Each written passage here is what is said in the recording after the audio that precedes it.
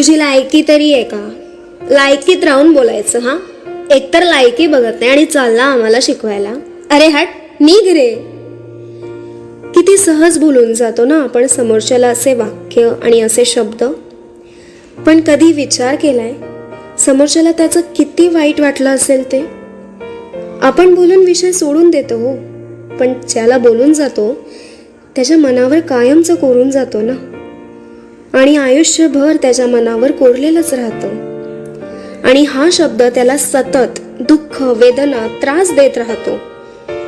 आणि सतत या दुःख आणि वेदना, त्रास होण्यामुळे माणूस चुकीचं पाऊल उचलतो आणि शेवटचा श्वास घेत कायमचा झोपी जातो. काय केलं आपण? एका शब्दामुळे नकळत एका माणसाची हत्याच केली की आपण. पण तो गुन्हेगार ठरत नाही का? तर त्याच्या हातात चाकू किंवा पिस्तूल अशी हत्यारं नव्हती. नाही, त्यावर माझ्या हातांच्या बोटांचे ठसे होते.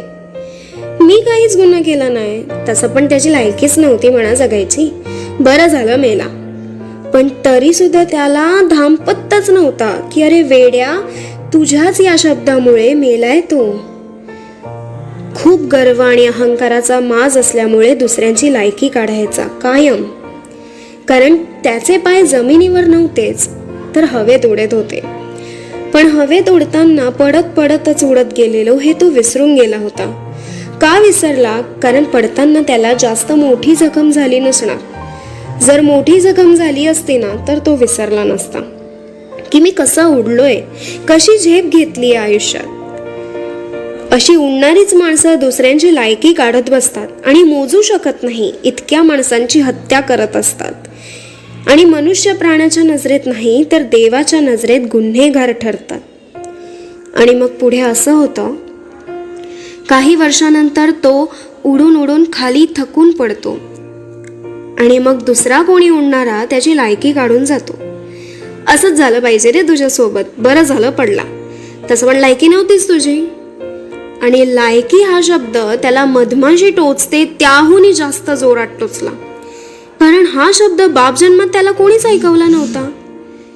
याने खूप लोकांना ऐकवलेला, पण ते त्याच्या लक्षात नव्हतं. तर लायकी हा शब्द दिवस रात्र त्याच्या डोक्यात फिरत होता. साधं जरी कोणी काय बोललं तरी लायकी हाच शब्द त्याला ऐकू यायचा. मग त्याला त्रास, दुःख, वेदना खूप होऊ लागल्या. आणि हा त्रास आणि वेदना होत असताना त्याने ज्यांची लायकी काढली आहे त्या सर्वांचे चेहरे त्याला दिसू लागले. आणि त्यातल्याच एकाने लायकी या शब्दामुळे स्वतःचं आयुष्य संपवलं हे त्याला जाणवलं.